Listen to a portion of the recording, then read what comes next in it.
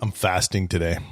Yeah, you told me. I feel like that's just torturing yourself. I've been. This is week 8. Yeah, I've fasted 7 of those 8 weeks. I fasted 1 36-hour period.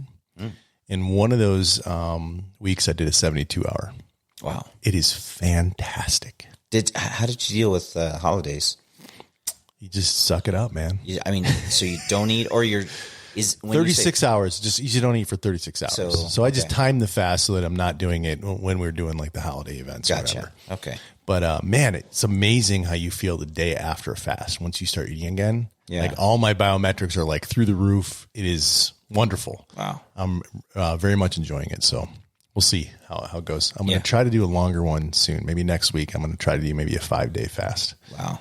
Could be interesting, huh? Jesus. Yeah. Okay. So my son, the reason I'm thinking about it, the reason I brought it up is I'm hungry, and my son just made carne asada tacos. I can smell them, and he made he's like learning how to cook, and he's quite a good cook, and he was experimenting with some different things to do, and he was just showing me. He's like, "Look what I did, Dad!" And I wanted to go participate and be a good father, but I'm like, I'm starving, so I'm like, dude, why? Yeah. Why do you have to show me food right now? I'm gonna go shut myself in this room over here. Hey, a mountain biker walks into a shop and says to a suspension tech that his fork feels harsh. Okay. And the tech asks him, "When's the last time you serviced it?" And the guy said, "You're supposed to service these things?" That's not a dad joke. That's like reality. Like, I'm not even kidding. Like, the amount of people that come in the shop and actually are like, what? When that popped up as one of the dad jokes to pick from, I figured you would appreciate that one. That is, that's not even a joke. That's for real. So, in the last couple like Bike Shop Secret episodes, there you go. Open up DP2. Yep. DP2, Diet Pepsi 2. We had Diet Pepsi 1. We actually recorded a doubleheader. This is the second podcast we've recorded tonight. Yeah, it's a marathon. So, marathon session.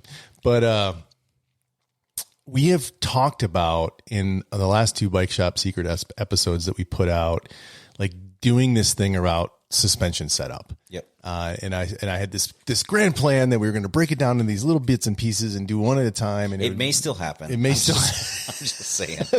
But we've never actually gotten to. Yeah, we keep getting distracted with other things. And then we run out of time. Yeah. And so I thought, we're going to do it. Okay. We're going to do it this time.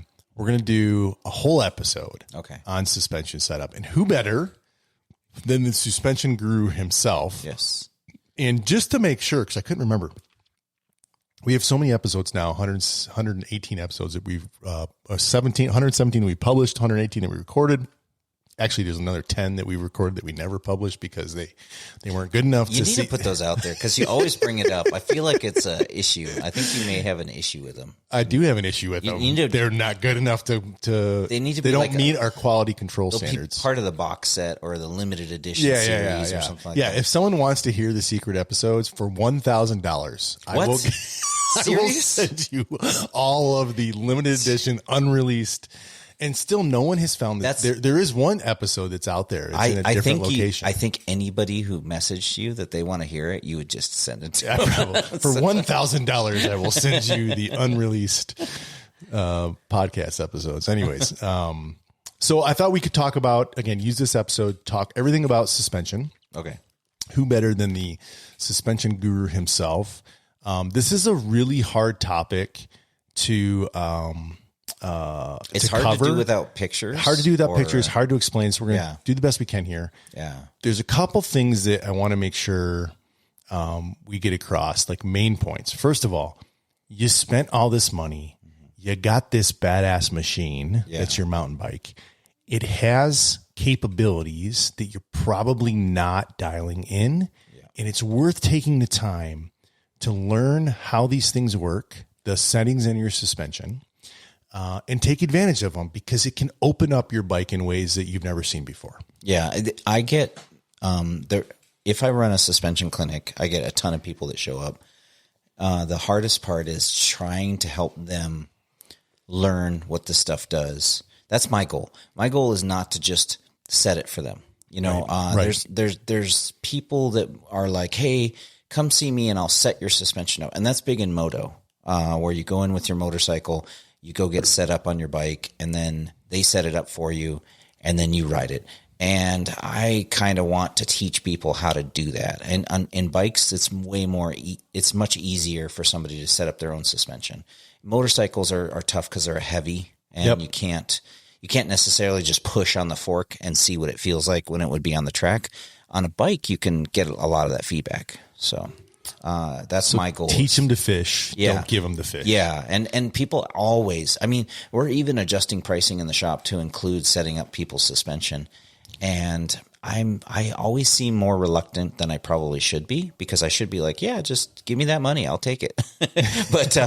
But honestly, I feel bad because I really just want to teach them how to do it. It's not a money maker for me. I feel like it's a skill that I really want people to know. And one thing I've noticed, and I would say I'm a novice at setting suspension up, and I need to learn more. So I'm excited to learn from you in this episode personally as well.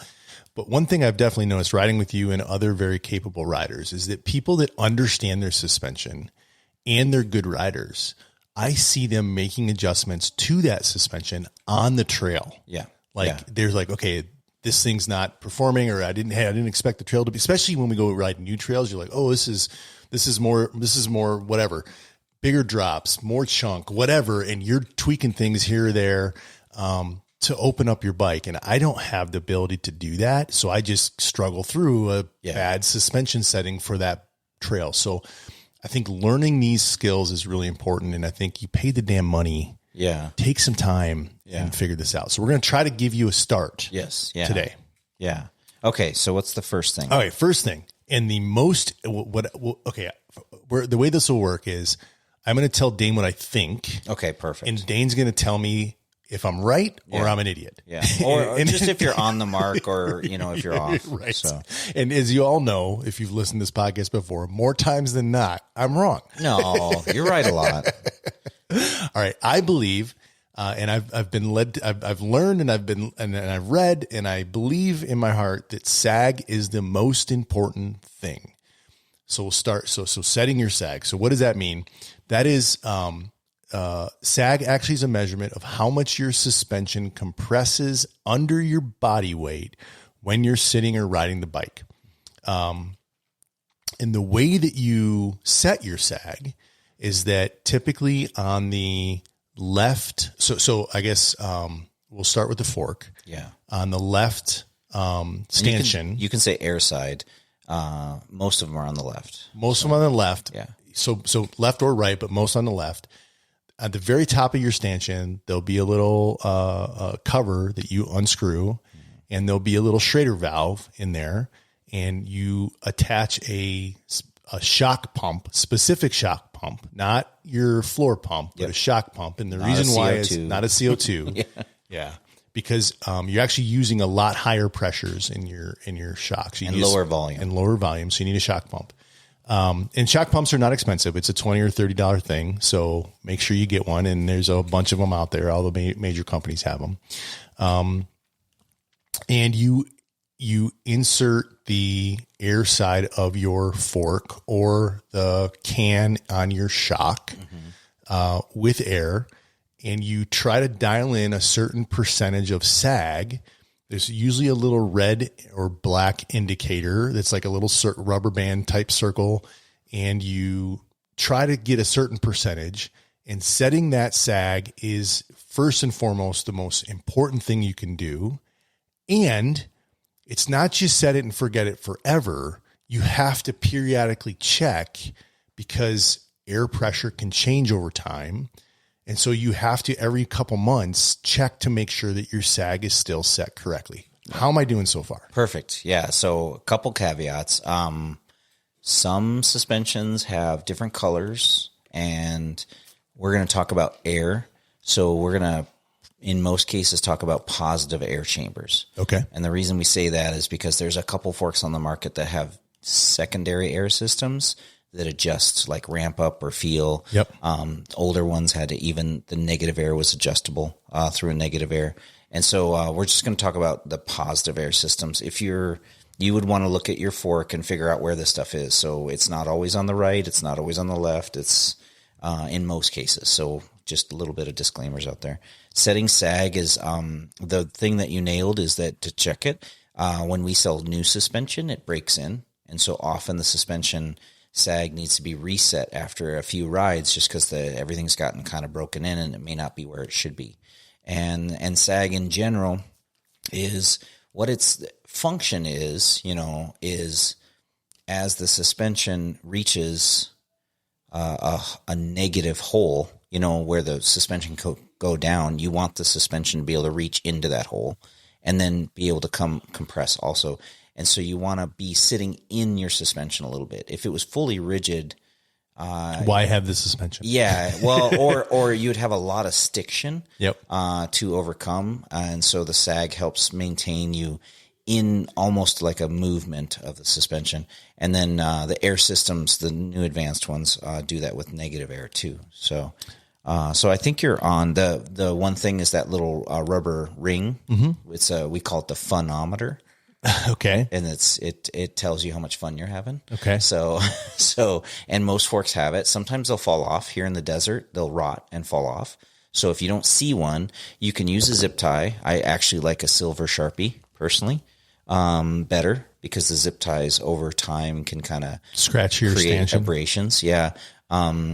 But if you lose your funometer, it's not a big deal, but you can use a zip tie temporarily, or you can use a silver Sharpie. Actually works really well. You just make a mark on there. Yeah. I use that to make a mark and then it'll wipe off. And I would imagine when you get your fork serviced, your tech can add your funometer or that little rubber circle back onto your fork. I'm sure you have a drawer of 10,000 of them. I do. And every once in a while I forget to put them on. And it sucks. I had a guy in Sierra Vista. He's like, hey, you didn't put the O-ring back on. And I'm like, damn it. And, I'm shipping, suspension. Yes. And that's the worst because that usually meant I was in a hurry or I got interrupted. And so... but yeah, every once in a while, it doesn't do anything. It's just it doesn't do anything other than the function. Yeah. Well, and it's also a travel indicator. So we use it for sag, but it also what it can do is tell you how much travel you're getting on that particular trail. Because if you put it down during your ride, at the start of your ride, if you get done with your ride and that O-ring is only halfway through your travel, obviously you're not using all the travel, and you probably need to reset your sag. So that you do it, get all the use out of that travel. So I want to just back up a little bit. The reason why I believe sag is so important, it's the most important thing, is all the other settings that you're going to mess with that we're going to talk about. The foundation of those starts with sag. Yeah, you got to have your sag. So if your sag is wrong, everything else is going to be wrong. Yep. Yeah. Now, last thing about sag before we actually say how to do it is... a lot of forks and companies will have a chart sometimes on the fork itself that will use your weight and tell you what pressure to put in there. That's a good starting point. But ultimately sag is a much better indicator. And so when that chart, or if you look up we sell Norco and they have what's called a ride line where you can put in all your parameters with your bike and it'll tell you what pressure front and rear to put in. Those are super helpful for starting, but they're not the end-all, be-all. And sag is a much more accurate representation. And one example is when we sell a fork new, they have that same chart on there, but that manufacturer has no clue what head angle that bike is going to be at. And so if the fork is really slack and you're centered over the rear wheel, you're going to have less weight over that fork and your pressure may be different than if it's a cross-country steer tube. It's straight up and down and you've got a lot of weight on the front wheel. And so sag will trump that. It'll overturn whatever the charts say. So okay, let's start by talking about how you actually set your sag. Yeah. And first I want to talk a little bit about target percentages that you're going for. Yes. And when we say percentage, what are we talking about? Like, what does that mean? So the percentage will be the amount of travel you have and then what percentage is recommended. And that'll change in most cases. Rule of thumb for me is it's 20% if it's about 100 to 120 mil. If you go into about 140 to 160, it may be 30%. And then above 160 mil, so like our downhill bikes, we may do 30 to 40% depending on the fork. So, and you said, let me just, let me tweak something you said a little bit, make sure I understand. Sure. Because of the leverage ratio and the kinematics on a shock. Okay. We're talking the rear shocks. The rear shock. Mm-hmm. It's not a percentage of your, it is a percentage of your travel, but what you're measuring is actually a percentage of the stroke length. Yes. Yeah. Okay. And so that's perfect. So like if you have a 160 millimeter travel rear shock, a rear bike, your shock is got a ratio. Right. So let's say it's 2-to-1. So if you've got 160, you may have an 80 millimeter stroke. Yes, exactly. Yep. In most cases, 160 has usually around a 65 millimeter stroke. So it's a different ratio. Yeah. So you're measuring that part of the stanchion that sticks out. Yep. Yeah. Now, coils are tricky because that stanchion's behind the coil and it's hard to see. And so there's a little trickier doing those. We have little tricks. We use the bottom out bumper sometimes to set the sag, and that acts like our phonometer or O-ring. Or you can actually do a measurement from your eye to eye and then compress it. And then if you know you have to do math. You may have to take your shoes off and figure this one out. Count your toes. A little harder. Okay. So you said 20% for shorter travel. Yeah. Yeah. 30% for like enduro level. Yep. And then it can be 35 or more, maybe if you're talking downhill. And depending on the bike manufacturer. I tend to focus on 20 for pretty much cross country and trail bikes. I don't go to 30 until it's usually like a Fox 36, a bigger diameter. Yeah. It's like your enduro level bikes. Yeah. And then that gets really, really dependent on the rider preference. Okay. Okay. Now, so we're talking about percentage, and it's like you were saying, it's the stroke on the rear shock, but it's the travel, the fork. The stanchions. It telescopes, and it's a 1-to-1 ratio on the front. So if you have 160 millimeters on the front, you have a 160 millimeter stanchion sticking out that you're measuring. Yeah. It's just not the same because of that ratio on the shock on the back. Yeah. And something that's kind of probably handy that can help you start with this is to have a tape measure and actually tape measure that travel and either use a Sharpie or just get a visual impact of where that 160 is on there, because not all forks stop at 160. They may have more stanchion showing than 160. And so it's a kind of a rule of thumb with Fox at the top of the K for Kashima, if you've got a Kashima. But if you've got a Performance or a Performance Elite where they're black and not gold, there's no Kashima. And so understanding that there may be a little, so you may have a 160 mil fork, but it may show 170. And so interesting. That. So I have always just measured it based on the stanchion that's showing. Yep. And you're telling me now, this is new information for me, that I should actually be measuring it based on the amount of suspension or the amount of travel that shock has. Yes. And provided there's nothing set up weird or wrong or anything like that, you kind of want to just do that, and that'll give you a visual. And then something we do in the shop that's really easy is 25% sag is very common. So I like 25 or 20, either one. And the reason it sounds wishy-washy is because it's really just a subtle change between those two. One will be a little bit firmer, one will be a little softer, and you can play with them. Sag is not the end all. It's the starting point, right? Yep. And so if you take a 100 millimeter fork and you cut that in half, you've now got 50 millimeters. And then if you take that and cut it half again, you've got 25. And so you can do that pretty easy with your eyes. You can kind of just you can see that on the fork. And so when it's 160, it's a little harder, but you can take 160 if you know where it stops, figure out where the middle is, figure out where the middle is again. And that's going to be really similar to where your sag's going to be. I got you. So, okay. So let's say we're going to actually do the measurements now, right? Yeah. First question. Is it better to set the shock or the fork sag first? Wow, that's definitely going to get different answers from different people. What's Dane Higgins' answer? How do you do it? I do them both and I alternate. The argument, So you don't have a big preference. The argument is if they're both close, then I don't have to worry about anything. But if one's way off, if your rear is empty, it changes the angle of your fork. Yeah. And it's not going to give you the same sag reading as if the rear shock is holding you upright. Yeah. And that's going to change your position on the bike. And so I can see where somebody would say absolutely do the rear first, because that's less of a factor. Your position on the bike is pretty much static over the rear. So the front is dependent on how you stand. So when you do the front sag, if you lean too forward, you're going to artificially have more sag than you should, or less theoretically. Yeah. And then, but over the rear, you really have to rock yourself forward or back to really change it. It's the rear's more neutral. So it sounds from everything you just said. Yeah. What I heard was start with the rear. Yep. Yeah. Yep. Now, which is what you do in life anyways. Number one thing to do when you're setting sag. Okay. Aside from using the chart, on the fork or the ride line or whatever cheater way to get to a pressure that is a good starting, so that you're not like bottoming that thing out and then adding 10 PSI and then bottoming it out and adding 10 PSI and it takes you an hour. Yep.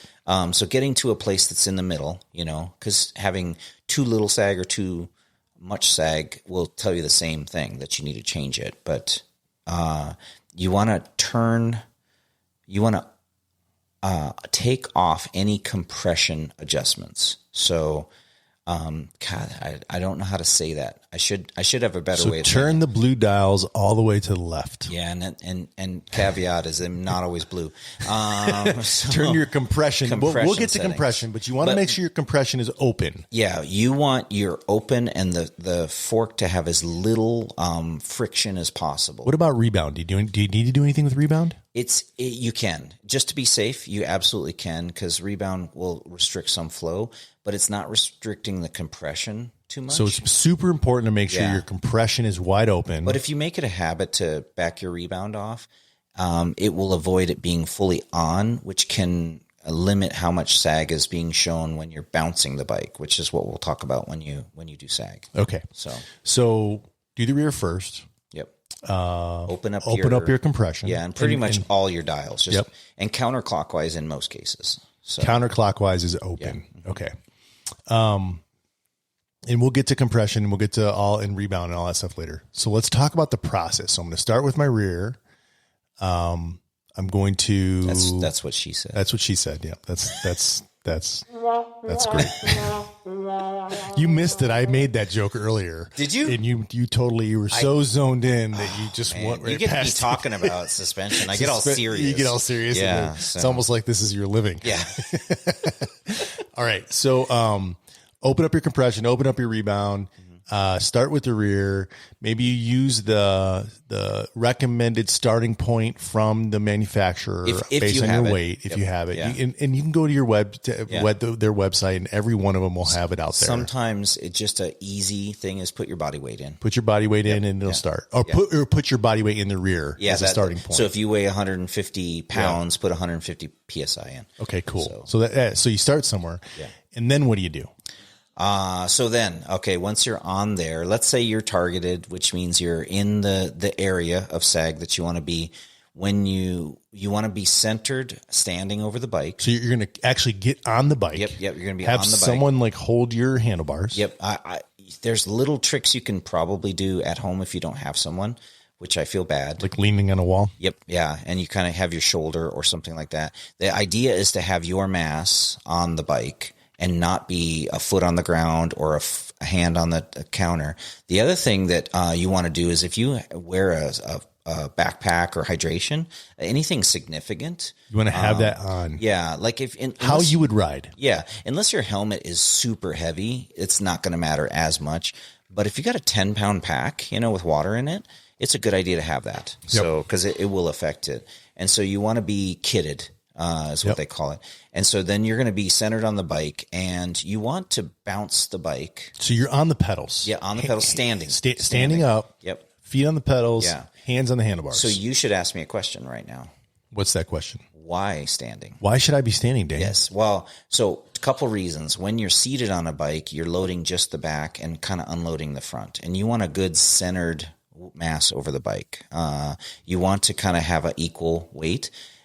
When you stand, though, you want to try and stand as natural as a mountain bike position. So like in your ready position. Yeah. Now, that sounds great. It sounds awesome when we say it on the radio like this. But the amount of people that lean super forward when they're doing this, when I'm setting their sag, and I always have to tell them, nope, put your butt over the back, just like you're in the So put your ready chin, position. so the ready position for me is like chin right over my stem. Yeah. That's like probably a great rule of thumb. I haven't tested that, but I'm going to probably start looking, because that may be a great rule of thumb.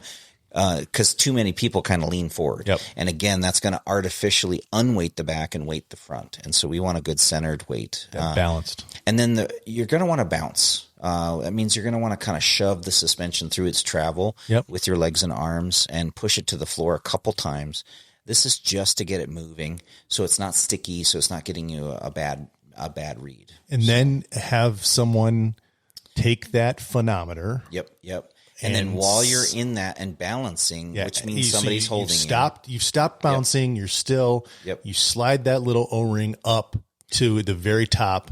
You're under shock now. Yeah, it depends on the direction. Okay, it could be bottom, but so it's completely touching against the canister. the moving seal. Yep. So there's a seal that moves up and down the stanchion. Yep. And you want to put that phonometer up against it, and then if you can, brace the bike so that when the person dismounts, you don't compress it. Yep. Okay. Yeah. And so we have a technique where we grab the frame and we kind of lift up as the person's getting off, and it kind of unweights the suspension. And that way, if they bounce a little bit, they're not moving that over. And it doesn't move the phonometer. Yeah. Okay. And we do that on the front and the rear. So doing it with a friend is really helpful. If you're doing it yourself, you may do it 2 or 3 times. Yep. And that way you can kind of make sure you're not getting any weird outlier where you bounced it or something. So then you're off the bike. Get out your handy tape measure. Yep. Yeah. And you're like, okay, how many millimeters did this O-ring move? Yeah. And then I divide that by the total stroke length on the shock, or if I'm on a fork, it's the travel. Yeah. And that'll give me a percentage. Yep. And again, for shorter travel, we're looking at 20, 25, higher travel, 30, 35, or maybe even more if it's a downhill bike. Yeah. Yeah. Yeah. And so, and sometimes there's recommendations if it's important. So if you can't find a recommendation, those rule of thumbs are pretty easy. Are pretty good rule of thumbs. And so, so now you're measuring that stanchion, and let's say you're 10% in. That means you're not sitting far enough. So you have to take some air out. Exactly. And so figuring out when do you add air and take air out. So if you're not at 20, if you're at 15, you probably have to take air out. Now I've heard folks have told me in the past that when I'm adding air or taking air out, I can't, let's say I'm 100 PSI off. I can't just add 100 PSI. I'm supposed to add it like in 25 PSI chunks, and between them cycle the fork or the shock a few times so that it equalizes the air. Is that true? Yeah. So it's true. You don't have to get super into the details, but what is happening is the positive air chamber fills, and in order for it to equalize the negative, you have to move the suspension to where a seal moves over a special port inside and allows the air to seep into the other side. Right. So if you never move it, it gets really rigid and it'll give you the wrong setting. So if you pump it 100 PSI and don't do it in 25, that's fine, but it's going to be harder to overcome that, and you have to push it down pretty much through 50% of its travel in most cases, and to get it to set and do it repeatedly. And that first couple times it's going to be really hard. Whereas if you do it in 25 PSI increments, it'll just make that easier. So the important thing is that as you're adding or taking away, you're cycling the suspension so that it can equalize. Yep. The 25 thing is just like you don't have to do that. Yeah. It's what the manufacturer usually will say to make it easy for anybody to do. So, I gotcha. Cause when we rebuild these things and set them up, we have to put them on the dyno when we set up the air pressure, especially on a rear shock, and equalize the pressure. Cause I've had people return a shock saying it's locked out. It's fully locked out. It won't compress at all. And I'm like, what is going on? And I get the shock back, and it just hadn't been put on the dyno and equalized. So when they put it on their bike, it was so rigid, they thought it was broken. But really all they needed to do was bounce on it a couple times and it would equalize and it would be fine. But they don't know that, you know, and if I'm shipping this off to somebody and they don't know that, it'll sometimes show back up. So you got to equalize it. Yep. Make sure you equalize it before so we always equalize. Now some bikes, you have to let the air out to get the suspension off the bike. And so there's circumstances, but yeah, that understanding that thing is equalizing. Now here's something, bike shop secret. When you go the other way, so let's say you put 200 PSI in your fork and then equalized it, which is not going to be easy for you to do. And then you check your sag and you're 100 PSI off and you have to take 100 out. The problem with that is that you need to do it really slow because that transfer port can get to a point as you're taking air out where it never gets up to bleed the extra air that is in the negative side, and your fork will stick down. It'll start to lose travel, and it'll stay to where it loses travel. And so when you go backwards, it's a little bit harder, and you have to take your time. Okay. So take your time, cycle the suspension as you're adding and removing air so that it can equalize. So I think that's like the whole process for sag. Is there anything else we need to talk about? If it's super important, make sure you set your sag. Yep. Make sure that you check it every couple months because air changes. Yeah, and I don't know if you have to go crazy on how often you do it, but I will tell you a new suspension or even so when we service suspension, it's often softer than it was when it was new, more supple because we do a couple steps that make it a little bit smoother. When that happens, you may, even though I put the air pressure back into your shock, you may need a little more. You may need to because you've improved the performance of the shock. And then when you ride a new suspension, everything kind of breaks in and it also gets softer. And so you may start pedal striking on your brand new bike and not understand why. And it could be just that shock is now sitting 30% in instead of 20. Right. So, okay. All right. So sag is the first thing. Yeah. Now fork is all of the same process. Stuff. Yep. I like your chin over the stem. Yep. Is a good call. Still doing the same thing. I don't think there's any changes, and you still open up all your settings. Yep. So that's the first thing that you're setting up as you go through your suspension. Okay. So now we'll go to the next most important thing, which is rebound. Yeah. And rebound essentially is controlling how fast. Well, so let's talk about where you're at. So you've set up your sag. In order to do that, you backed off everything. So all of your valves, which usually limit how fast the suspension moves, are open. And so they're at their fastest point. They're going to move super fast, easy as possible. So the next step is how do you set up your suspension? Like basically you got your sag dialed and you're like pretty solid that the sag's good. Now you got to figure out what to do with all the dials on the thing. Okay. So the first dial is your rebound. So it should be, but it's often on the bottom of the fork and unseen. Yep. And so 90% of the people don't ever touch it. They're going to look at the compression. Yep. And when they buy a new damper, they're going to think about the compression. Compression gets all of the love. And rebound gets very little. And rebound is probably going to make more difference on the fork than anything. And so like, I think if you're going to do only two things to your fork, you do your sag 100% every time. Yep. You do your rebound 100% every time. Yeah. And in my research, it's like, that's 90% of the equation. Yeah. Absolutely. Is sag and rebound. Yeah. So the next thing you're doing is your rebound. Yeah. Like Dane said, for your fork, it's typically on the bottom. Yep. Is it ever not? I've never seen it. It's so on some of the Foxes, older ones will be on the top. Okay. Some brands will color code them where compression is blue and rebound is red. Yep. Manitou is the opposite. Don't ask me why. So you have a blue knob on the bottom and red on the top. It's weird. DVO's got green knobs. DVO's got green and black. And so you kind of have to read them and understand. Yeah. Again, the owner's manual will tell you what the knobs are, so you should be able to do that. You can look it up online. There's a lot of resources.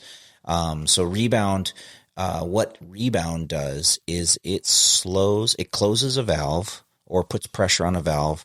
And when the fork has already compressed, when it opens back up. And so that's rebound controls how fast the fork returns to its uncompressed state. Yep. Exactly.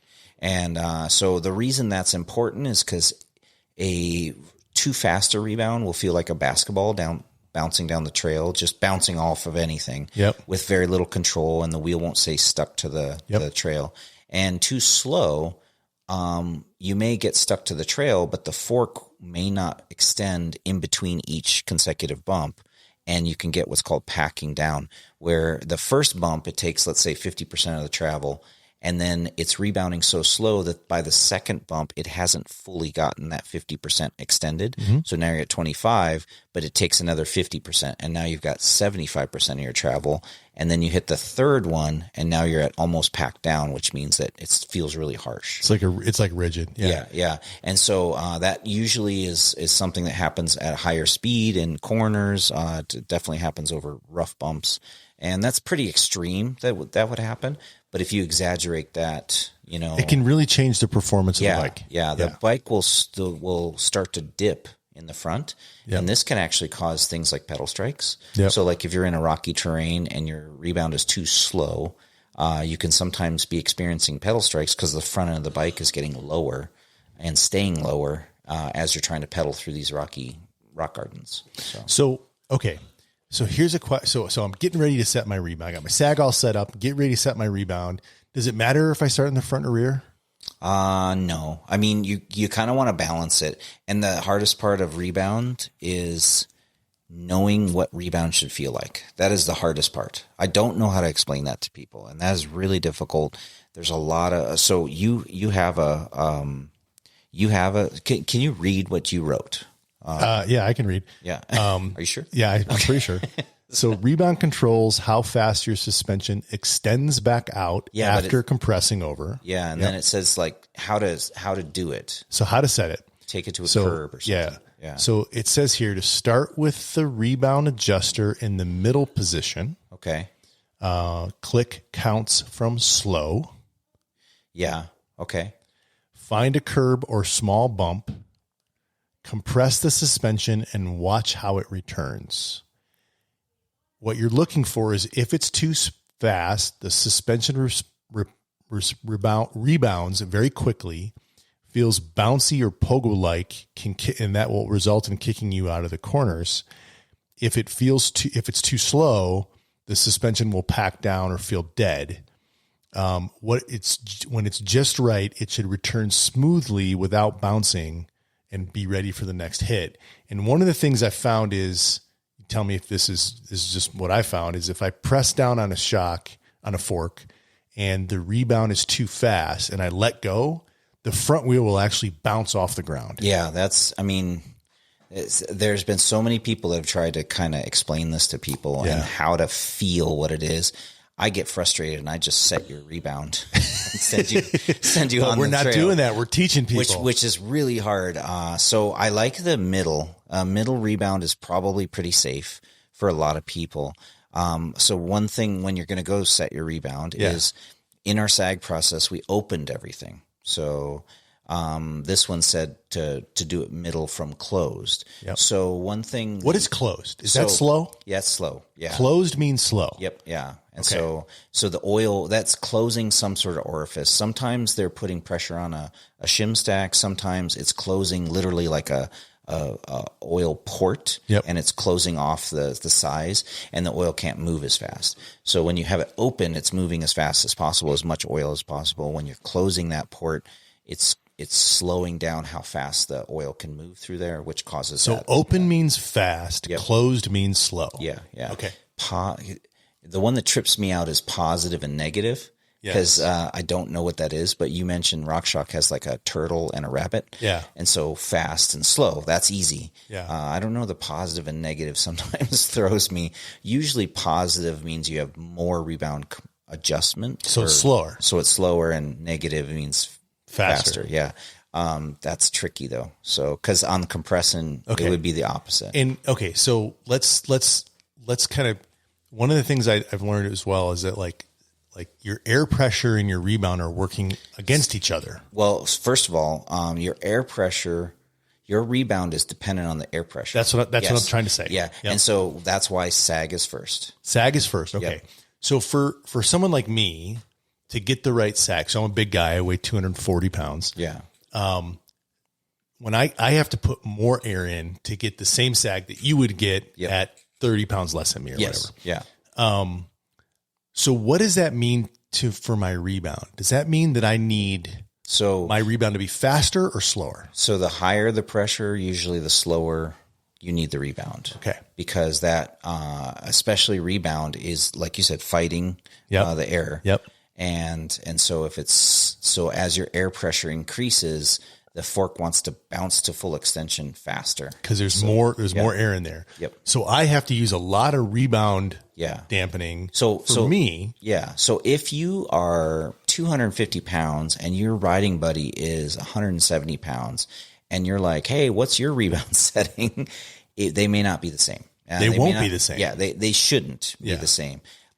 So that is tricky. So when your friend is trying to help you set up their suspension, they can't always translate using those clicks. So a heavy rider like myself is going to have a lot of rebound dampening to get the same feel. They may have to go more clicks than a lighter rider. In a lighter rider, like my wife, who weighs like 125 pounds, she has very little rebound dampening on there because she doesn't have that much pressure in her fork or shock pushing against it. Yeah. Yeah.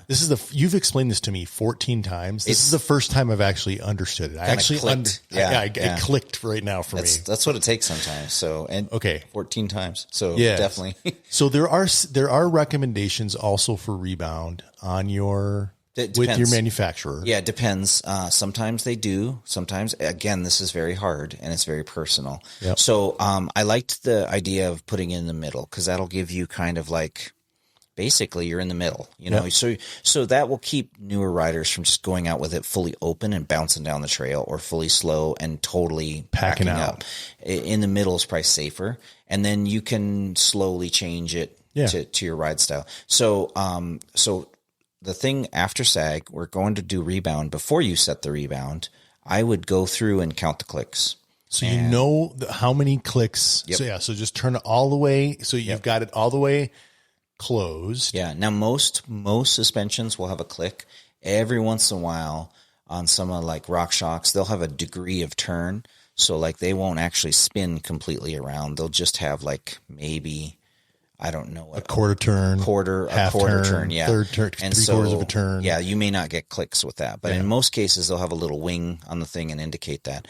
But you're counting the clicks, and so from full open, which is what we use for sag, then if you counted 10 clicks, you just would from full open would go 5 in, and then you start there. Yeah, and then you can kind of push the fork down. If it's in the middle, that's great, and then you can ride it. And here's where, so what will I feel if it's wrong? So if it's too fast, it tends to show up more in rougher terrain, especially corners. As the wheel is hitting bumps, it is pushing you off the ground, which kind of causes. So it feels like you're bucking, like you're on a Bronco. It's almost like a secondary hop. And each time your wheel is off the ground, it's losing traction. And so down a straightaway, you may not notice it as much, but you may get more jarring. Yeah. But as you hit a corner, you start to drift to the outside of the corner because you don't have the traction. So what about if it's too slow? If it's too slow, you may feel that dip. Feel the front end kind of dipping down. Yeah, or it may get really harsh because you may not realizing that it's packing down. And then as you're losing travel, the fork is getting stiffer and stiffer. And so it may feel really rough by the end of the descent or, and typically that will take some time for it to pack down. So it might feel good at the top, but at the bottom, it starts to feel different because it's packed in. Yep. Yeah. And so the packing down is a little harder. So a rule of thumb is that faster rebound tends to cause a lively, that's the positive way that you spin that, lively feel, which means you can pop around the trail. You can use that extra speed of that fork coming to full extension to jump or pop you off of things. And so if your ride style is that you like to just kind of pop off and every little thing on the side of the trail you want to pop off of and jump, you're going to tend to like a little bit faster rebound. Okay. We have a couple riders that ride really steep technical terrain, and some of the drops they do are negative angle. So they're pointed down. Yep. And then they have to pull the front end of the bike up and land on a flat landing. And they want the fast rebound because when they push that fork down at the very end before they're about to hop off of this drop, they want it to spring them up so that they can land flat. And so if it's too slow, it absorbs that push and it stays down, and then they go for the bars. So your ride style will dictate. So starting in the middle is probably a really good way. As you get bigger, you're going to be more towards the closed.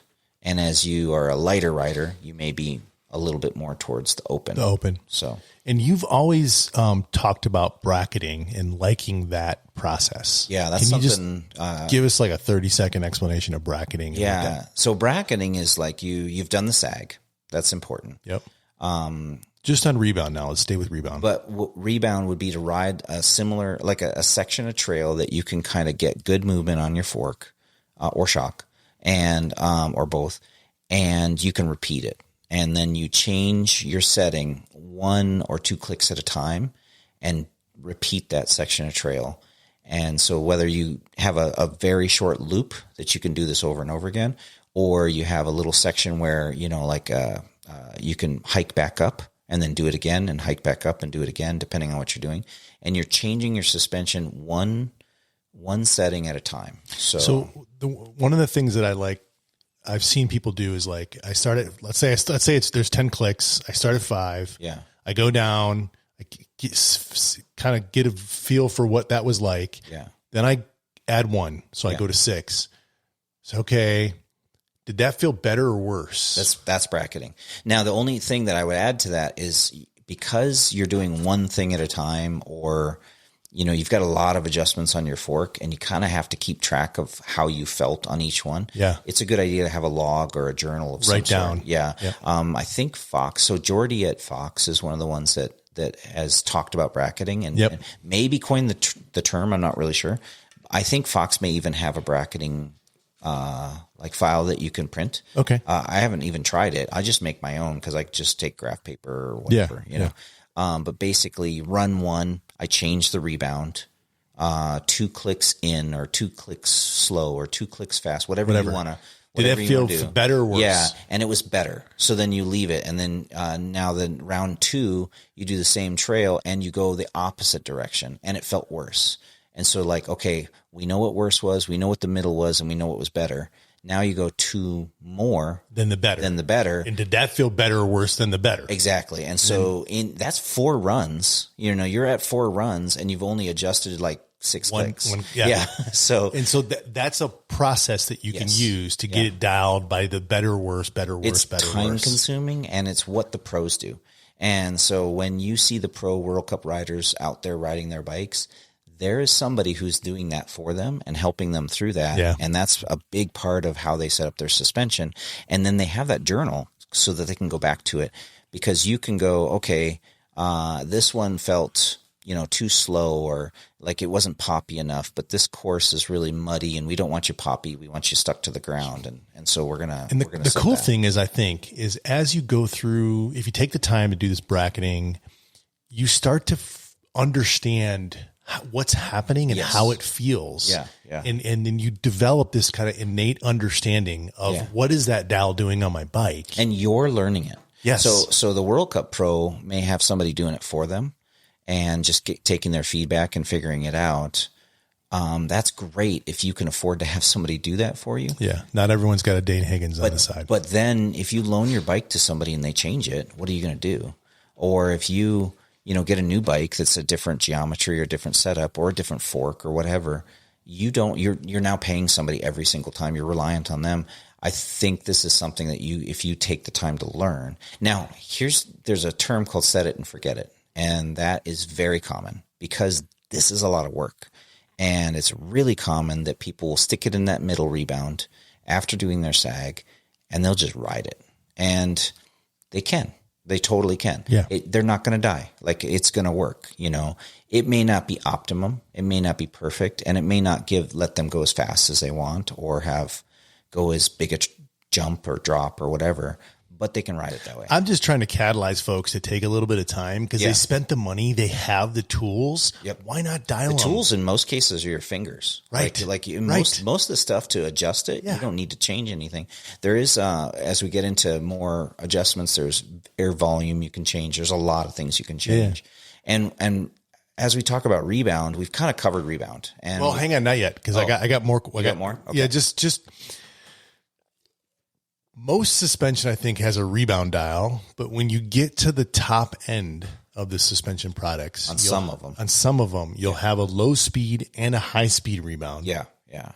Can you explain the difference between those two things? That's one of the harder ones. So it's basically changing how the valving acts at certain shaft speeds. And this is something, as we talk about suspension, when you say high speed and low speed anything on suspension, they are not talking about necessarily what speed you're traveling at. It's how fast the compression or the is rebound is. So is low speed what happens through chatter, and high speed what happens on big hits? That's how I understand it. Yeah. So imagine this rebound is really tough to talk about this. So it's going to be hard for me to navigate because it's a difficult subject because it's hard to understand where they're separated and how they're separated. What they've done in the fork is they've mechanically made it so that they can change as the oil moves past either valves or orifices. We talked about that. At certain velocities, that oil will be resisted, and at other velocities, it will be resisted. So they've been able to isolate those two things. And then those knobs are changing those things. And so as the shaft is moving faster, that is high speed. And so the oil is moving faster through the valving. If you're pushing down a fork real slow, that is considered a low speed shaft movement. Yep. And so then when that fork comes back up, that would be low speed. So, however, if you took your hands off and just let it spring up, that may be high speed. Okay. And so when you separate them and how you separate them is difficult to understand when you're going to do it. In most cases, I've found personally, it's on a drop that I really notice the difference between high speed and low speed rebound. And having your suspension suck to the ground and have a low shaft speed, or even on the high speed, like chatter, like you said, having it stick to the ground is great. But when you hit a drop, if it's too fast, it may bounce you. So if you're doing a jump line, okay, and then it has a drop at the end, you may want your stuff set up pretty fast, your rebound set up fast, so that you can hit and pop those jumps. So you can use the spring of the fork to pop you. But then that drop at the end where you have to compress, if your rebound is too fast, it will bounce you. Does that make sense? It will, yeah. So you hit the ground and then the rebound's fast, it'll bounce you. And high speed and low speed rebound first showed up on rear shocks because when you hit that, if it was too fast, it would bounce you and send you over the bars. And so now they're putting it on forks too, because they found out by separating it, they could fix that because there's two different styles of rebound that you need in that particular So you could instance. keep your low speed fast which would enable you to pop. Yeah. And then add a little bit more high speed so that when you take that drop, it doesn't crunch you. Yeah. So that or it's buck you. Yeah. Yeah. I think you said to slow down the high speed and speed up the low speed. Yes. For like a jump line. Yep. Yeah. Okay. And now that may be one use for it. People can fiddle with it all day long and get all kinds of different results. And the trickiest is figuring out whether or not they're making a difference. And that's where bracketing would come in. Okay. And bracketing would help with that one even more because it's so hard to really wrap your head around what's going on. You kind of just have to feel it. So, all right.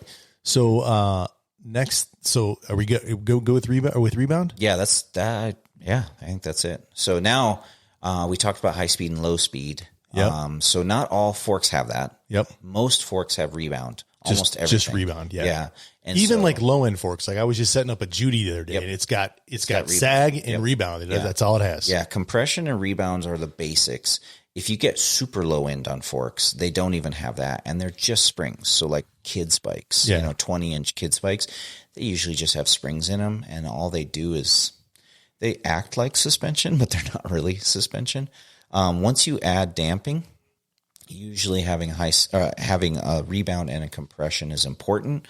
Some forks don't have that. Did you know there's a Zeb that has no compression adjustments? Yeah, that's what I was just saying. That I just set up a RockShox that has just a rebound. And no compression. Your Judy, there's a Judy out there with no. Oh wow. Yeah, it just has the rebound on the bottom, and there's nothing on top. It's nothing like on top, cap. But blank cap on the right hand side. That you do set the sag and air pressure on the left. Yeah, but I just set it up yesterday. It's crazy, isn't it? Right. Yeah. I was like, okay. And then I was, as I was researching this, it was like rebound and sag are the two most important things. Yes. That gets you 90% there. Yeah. This is a low end fork. And I've got those two settings. Great. Yeah. And we talked about how these knobs have to kind of reach inside the fork and change things. And that is one of the biggest things that drives these forks up. So if you didn't drives the cost of them up. Yeah. Sorry. If you did not have those, the forks would be a lot cheaper, but they would be set up for one person, or one circumstance. And it would be hard to make them your own, And so, compression is the next one. So compression is tricky, high speed and low speed. And then you have things like lockouts. And so compression. So let's start with the high speed and low speed. Okay. So some of them, like the Fox grip damper or whatever, just has one compression setting, doesn't have low speed and high speed separate. Yeah. It has a variable like compression. Yep. So yeah. And then some of the higher end ones have two dials, separated. Low speed and the high speed. Yep. Yeah. And again, as I understand it, the low speed I think of as like I'm going through a rock garden. That is what my low speed compression can do. High speed is I'm taking a drop. Yeah. And I'm moving that fork very quickly. Yep. It's going from wide open to close when I land really fast. That's high speed compression. Do I have that right? For the most part. Yeah. Low speed is tricky. Low speed, I like to say, like if you have brake dive. So if you put the brakes on your bike and the front end dives, that's going to be low speed. And you can imagine that's not a very fast shaft speed. Correct. That's a slower thing. So if you're on a stair step kind of technical and you're not moving quickly, but your fork is also not hitting the obstacle super fast, and you want that fork to hold you up more and not be moving through its travel just because you're now centered over the front wheel. The low speed can help with that. It can keep you higher in your travel. It can help you avoid that front end diving. Now, on every bike that I have. Now, wait. So the reason I say that that way versus what you said, which is rock garden, is that sometimes the rock garden can cause it to go fast. Yeah, sometimes if you are actually traveling fast and you hit a bump hard, it'll be a. But you know how I ride through the rock garden. Yes. So for me, it makes sense because I'm riding slow. Yes. Yeah. So okay, here's the thing with compression.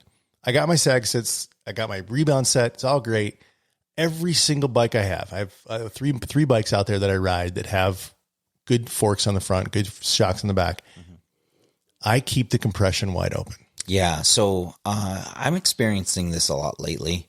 I've experienced it my whole life, but lately there's been kind of this shift. And there's a particular brand, I'm not going to name names, that is considered the best. Like if you were to quiz most mountain bikers and mention 3 different brands, they would tell you this brand is the best and this version of that. He's talking about Fox. Keep going. Anyway. And he's saying Fox Factory. Yeah, anyway. He won't say it, but I'm just going to say it for our listeners. They consider it the best. I have been kind of paying attention lately to how people respond to their suspension. And there's a new product on the market, that podium fork, that kind of is an outlier when it comes to this. But in general, I feel like a lot of riders, majority, are really looking for a more comfortable fork that not only absorbs shock, but does not transmit vibration. It's not necessarily that they are looking for the fastest fork that goes through a rock garden, right? You want it to be comfortable. Yeah, you're trying to make it safer, feel more controlled. You say supple a lot. And supple, yeah, exactly. And so the amount of people that are choosing to go away from that Fox, which is the top of the line and most considered like the best, like if you, like I said, if you quiz people, they will tell you this particular fork is the best. But then when they actually ride it, they may not be getting the best experience for them. And it's made me scratch my head and kind of wonder what the heck is going on. You've watched me personally do this because I've now converted all but one of my bikes to RockShox with 3.1 dampers and the buttercups because it feels exactly what you just explained. Way more supple than the Fox products that I have. Yeah. And so I'm trying to figure out how is it that all these World Cup winning pros are on Fox or even RockShox. There's DVO is the one that I'm actually talking about. It's not actually the RockShox that you're on. We're selling so much DVO right now. It's insane. It feels super supple. And people are pulling these Fox factory forks, these brand new top line suspension is coming off brand new bikes, and we're putting different suspension on. And the customer feedback has been amazing. I'm scratching my head. These are $1,200 forks, and people are pulling them off and putting on this other suspension. It's actually less than $1,200. It is barely, but currently there's a sale, so that may be the yeah. That's part of it is the sale. Yeah. But for the most part, the ride quality feedback is what I'm paying attention to, because sales come and go. And prices don't really matter. If you get a product and you got it on sale and it rides like dog crap, it doesn't matter how cheap it was. It still rides crappy. What I'm noticing, here's what I'm noticing in all this feedback that I am just kind of constantly cultivating people. Tell me what you think. And I get texts like crazy. What I've seen is that Fox is designing their product based around their feedback from their pro riders, and really focused on making their suspension at the competitive level, at a World Cup level, top-notch stuff. And that's about going super fucking fast, not about being comfortable while you're doing it. Well, at a certain speed, the fork needs to have different characteristics. And at what they're doing with that suspension, they're willing to compromise some of the things that none of us going that speed want. And so if you are a World Cup pro and your fork is, I've worked on World Cup forks and they are stiff. Like they are way too stiff. Like I feel like they're locked out when I'm on them, and I'm a big boy. What it is at 40 miles an hour hitting a rock as hard as you can't have it bottom out. The bottom out is way worse than not having a little bit of suppleness. Does that make sense? Yeah. And it needs to be predictable and it needs to be consistent. And I think that is what we're seeing. And I think what's happening is the market is kind of seeing other options and starting to react to, I'm not that guy. I'm on an e-bike. I'm 65 years old. I'm just having fun and I don't want to feel beat up. And his buddy may be telling him or her that they need to get the Fox to feel better, but it's just not doing the job. And so compression, so if we go back to the conversation, your settings for you make total sense. You want that suspension to be stuck to the ground, not send you flying, and be comfortable and controlled. And I'm not a poppy rider, right? Yeah, I'm not more of a monster truck rider, right? Yeah. And so, and I'm that way too. I race mountain bikes. I do change my settings all the time. I'll change them on depending on what travel or what trail I'm on or where I'm at. If I'm jumping, it's totally different than if I'm racing. If I'm racing and there's very little jumps, it's different than if I'm in a race with jumps. So I'm constantly changing it. And so compression settings are something that you have to kind of dial in. And so compression in general, we've never defined compression. So compression is limiting or controlling how fast the shock or fork actually compresses. Yeah. And remember, it's oil moving through some sort of orifice or pushing on a shim.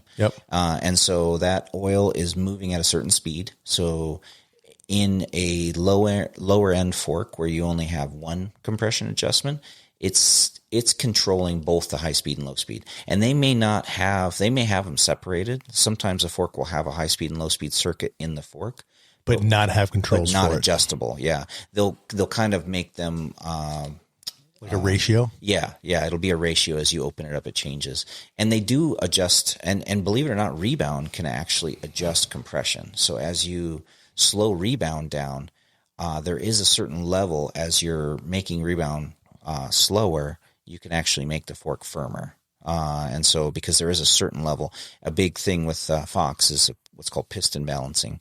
And they're balancing those two aspects, basically. The compression and the rebound. Yeah, because if they fight against each other, the fork does weird stuff. And so they're learning, all the time. So you can do the same bracketing technique that we just talked about with rebound, with compression. Absolutely. Yeah. And the bracketing will give you a much better result than sometimes talking to your buddy, I hate to say, or, watching a YouTube video with your favorite pro and finding out what their settings are. Because it's so dependent. The right settings are so dependent on your ride style, your weight, the bike that you have. Absolutely. And even the suspension, the brand that you have, all that stuff is so you can't just copy what your buddy's got. You got to dial it in for yourself. Now, if we use this podcast to make this a kind of help people actually adjust these things, understanding low speed and high speed is key. So understanding, I think we've gone over the shaft speed. So people understand that's the same for compression. Now, instead of how fast it comes up, it's how much it compresses. And then the low speed is, again, the slower shaft speed. And so in most cases, I would say brake dive, slower technical rides, keeping the fork higher in its travel is low speed, does most of that work. And then high speed is going to be those big impacts, those fast ones. Big drops. And so it does have a faster speed, high speed compression adjustment when you are hitting obstacles really fast. So if you are descending a lot or downhilling through rock gardens, you may be adjusting your high speed more, even if you're not doing drops. But on the drops are where it's really easy to tell. And that's why people talk about that all the time. I have one friend who will go out to one particular drop with every new fork that he gets. He rides that drop until he gets it adjusted how he wants it. And that's his baseline bracket. His baseline setting. Yeah, he's bracketed, but he's using an obstacle that he can easily access, and it tells him what he needs to know without actually doing all the writing and all of that. He's already done that in his head. And so anytime he gets new suspension, he goes to that same place, does the same drop, and literally just dials in his fork on that one spot. And that's bracketing. That's really what that is. Right. So that's fine. Okay. So we've got sag, we've got rebound, we've talked about compression, low speed and high speed and all that. One more. Okay. So sorry, I keep adding, and we're going to go over in time, and I apologize, but this we won't go too far over. Yeah. But yeah. Big subject. We can. We can. It's not like people You're just going to make me to do work. all this work and cut a bunch of stuff out. I know. Keep going. So the big thing is how I would love to have a couple symptoms. Okay, so we talked about packing up on rebound and bouncing down the trail or drifting through a corner, not holding your line. On compression settings. Yeah, what are some symptoms that would cause you to change things? If it's too soft on a hard impact, you're basically blowing through too much travel. So you're going to bottom out. Yeah, so let's say your sag is perfect and you're riding your trail absolutely love the sag, but you hit one obstacle and it feels like you're bottoming it out. Other than that, the fork feels perfect, and you don't want to change your air pressure, because if you're bottoming out your fork, first place we usually go is air pressure. That's usually what you talk about if you're bottoming out. But if you're doing everything perfect and just this one event, that could be easily remedied with compression adjustment. Yep. If it's a drop situation, chances are you need high speed. Just a couple clicks at a time, maybe ride that section over, make sure that's what it is. And that will help quite a bit. And then the low speed is a similar situation. If you're riding and the bike feels kind of like it wants to pitch you over the front, especially on a technical descent, that's something where you can fiddle with the low speed and kind of see if you can get it to ride higher. Low speed does make the fork feel firmer. And so you do need to be aware of that, and again, you may be in a situation where if you're putting so much low speed on that the fork just feels too slow and it's not compressing very well, you may have to back off and then check your air pressure. It may be an air pressure thing because they go hand in hand. And so, but those are two scenarios where that may help you understand where they could be. Those were super great ads. I'm glad that you cut me off and did those. I really appreciate those. I love cutting you off. That wasn't sarcasm. That was honest. One other question, I think just one more thing that I want to get into. Okay. And that is volume spacers. Yeah. Wow, this is a tough one. Okay. So we talked about how rebound and compression can actually act against each other. We talked about if you're having a bottom out event that compression may fix it, but we may have to change air. Yep. So volume spacers are an adjustment in air that can also be adjusting they can actually affect your ramp rate. Your ramp rate. That's a great word. I haven't used that, but basically your small bump compliance. If the fork doesn't feel like it's got good small bump, one of the ways that you can adjust that is take a volume spacer out. It's actually add volume spacers and drop your pressure a little bit. Okay, that makes sense. Yeah. Now the tricky part is you don't want to drop it so much that your sag's off, because that changes the angle of the bike and it's not where you want to be. Usually if you're wanting small bump and you've already got your compression settings wide open and you're still not getting that small bump, that's when you start messing around with volume spacers. Now that is the small bump. Like you're riding through the parking lot and you're feeling like every little pebble, like it just does not feel like it's just rolling over those pebbles. That is different than going through a rock garden. Rock garden is definitely going to be more compression settings. Small bump is that initial 20 to 30% of travel that you use. So if you have 20% sag, it's 50% of your travel, but it's just the first part of it. So what volume spacers do is as you take air pressure out of your fork, you can bottom it out. And so you don't want that. So if you are trying to get it more supple, making it softer makes sense, right? I'll just make it softer and it will be more supple. The problem is you could bottom out. And so you may ride your regular course and you may find that you're bottoming out. You can add volume spacers at that pressure. You have to record your pressure, and then you have to pull a fork apart, right? And then you have to... You say pull a fork apart. You just have to unscrew... Well, it takes in a lot of cases, it takes a special tool. Sometimes it's a common tool, like RockShox has switched to using the cassette lock ring tool. And so that makes it easier. Those tend to be in more toolboxes. For Fox and some other companies, they take special flattened, non-chamfered sockets. And so it's not necessarily just a quick and easy trailside thing. So because you're now exposing something that you do not want to get dirt in.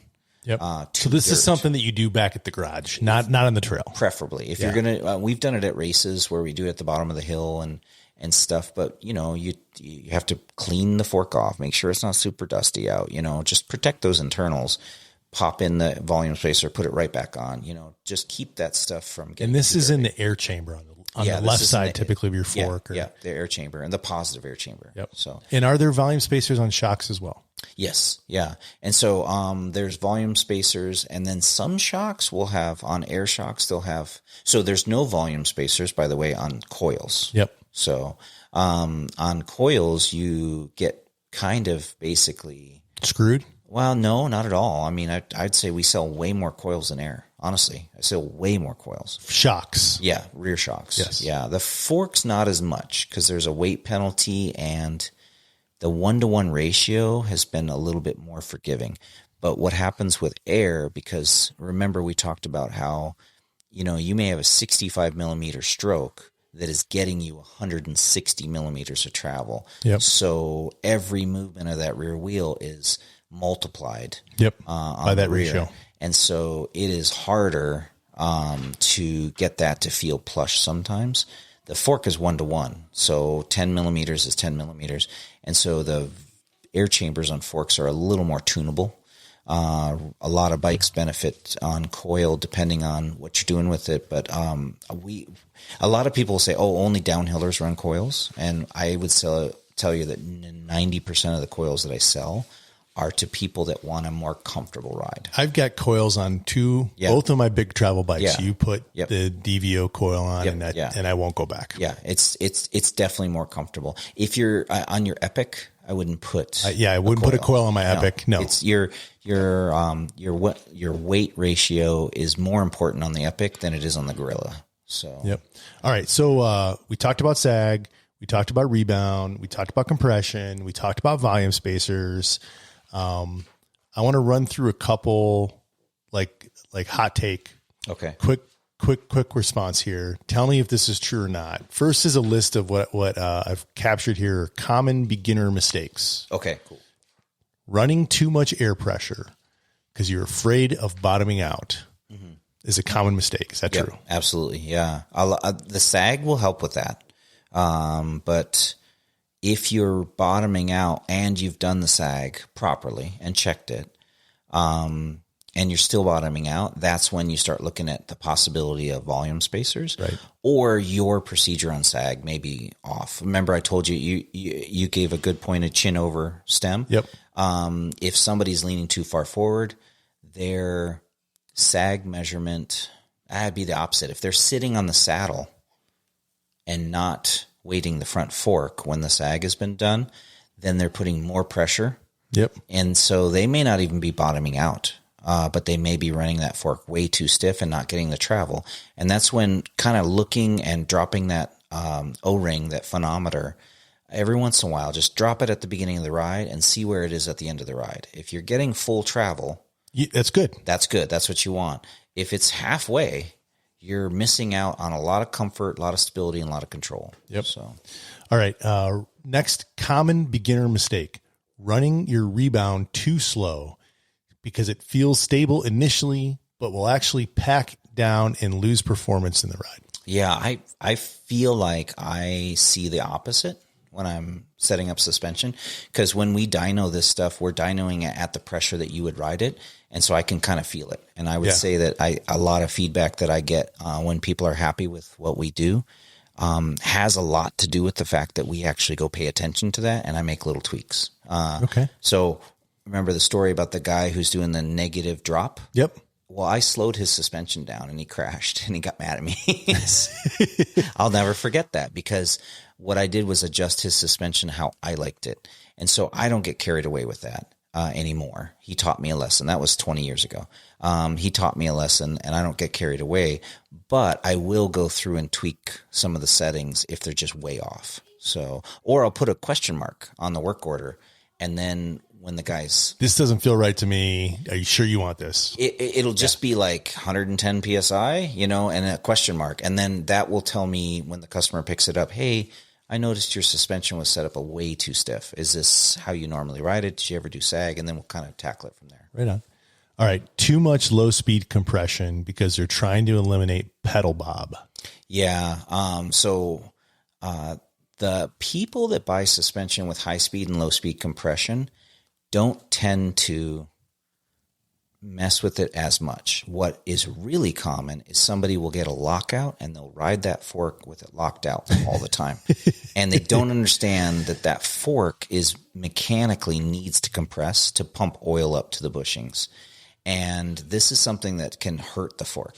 And so having that conversation with a Strava guy who's like trying to get the fastest times and really doesn't even want a suspension fork, would ride a rigid if he could.